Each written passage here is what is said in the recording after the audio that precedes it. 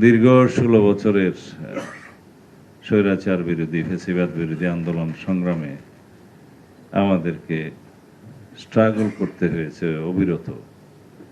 গুম, খুন, নির্যাতন সহ হামলা মামলা সহ অসংখ্য নিপীড়নের শিকার হতে হয়েছে, যার ধারাবাহিকতায় 2024-এর জুলাই আগস্টের গণ অভ্যুত্থান সংগঠিত হয়েছে।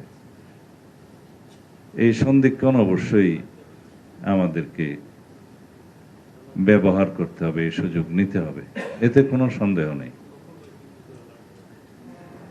এবং তার উপায় হচ্ছে রাষ্ট্রকে প্রকৃত গণতান্ত্রিক রূপান্তরের মধ্য দিয়ে ভবিষ্যতে ফ্যাসিবাদের উৎপত্তি বন্ধ করার নিশ্চয়তা বিধান করতে হবে। সে গণতান্ত্রিক রূপান্তরের একটা প্রধানতম উপায় হচ্ছে নির্বাচিত রাজনৈতিক সরকার এবং সংসদ প্রতিষ্ঠা। সেই লক্ষ্যেই সংস্কারের মধ্য দিয়ে আমরা যাতে জবাবদিহিতামূলক, সুশাসনের এবং সাম্যভিত্তিক বৈষম্যহীন একটি সমাজ ব্যবস্থা কায়েম করতে পারি। খুব জোর দিয়ে আমরা বলছি যে আমাদের যদি রাজনৈতিক সংস্কৃতিতে পরিবর্তন না আনে, তাহলে ভবিষ্যতের ডেমোক্রেটিক প্র্যাকটিসটা আগের মতো হবে, যেটা আমাদের কাম্য নয়।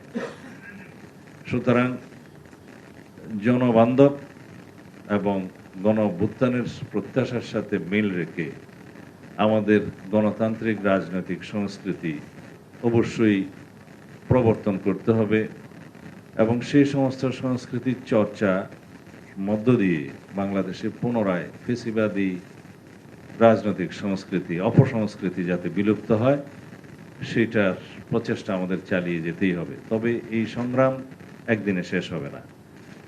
ওভারনাইট কোনো কালচারকে প্রতিষ্ঠা করা সম্ভব নয়, তবে শুরু করা সম্ভব। এবং সেই রাজনৈতিক সংস্কৃতির প্রচলনের মধ্য দিয়েই, প্র্যাকটিসের মধ্য দিয়ে আমরা যাচ্ছি।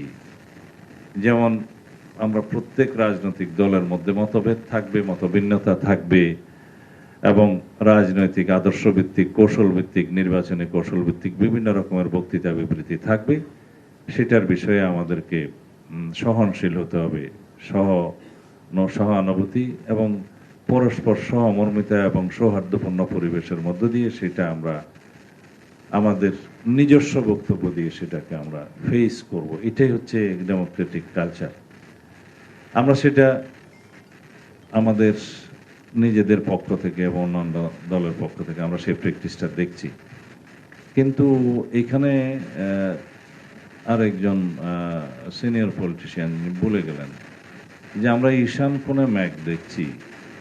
আমি কিন্তু ঈশান কোনো ম্যাগ দেখতে পাই না, কারণ বাংলাদেশের যে পলিটিক্যাল কালচার এবং আমাদের যে নির্বাচনী হিস্ট্রি, এগুলো যদি আমরা একটু বিশ্লেষণ করি, এখান থেকে আমরা ওভারনাইট বৈপ্লবিক পরিবর্তন আশা করাটাই হচ্ছে আমাদের জন্য অতিরিক্ত আশা করা। সেই জন্য ঈশান কোণ আমি কোনো ম্যাগ দেখি না। একটু 1 মিনিট বিশ্লেষণ করি। যারা জাতীয় ঐকমত্য কমিশনের বৈঠকে আলোচনায় অংশ নিয়েছেন, এখানে প্রত্যেকেই তর্ক বিতর্ক করেছেন, অনেকে অম্লমধুর বিতর্ক করেছেন, পরস্পর আমরা ভিন্নমত পোষণ করেছি, কিন্তু কখনো সৌহার্দ্যপূর্ণ বা হৃদ্যতাপূর্ণ পরিবেশ বিঘ্ন হয়নি। এখনো যারা রাজপথে এবং বিভিন্ন সমাবেশে নির্বাচনকে নিয়ে এবং সংস্কারের বাস্তবায়ন নিয়ে বিভিন্ন রকম বক্তব্য দিয়ে যাচ্ছে, সেটা তাদের ডেমোক্রেটিক রাইট। তারা যদি সেটা তাদের বক্তব্য জনগণের মধ্যে প্রচার করতে পারে, সমর্থন পায়, তাহলে সেটা এস্টাবলিশড হবে। এবং সেটা এস্টাবলিশড হওয়ার তো একটা বৈধ পন্থাই হচ্ছে এটা গণতান্ত্রিক পদ্ধতিতে সুষ্ঠু নির্বাচন।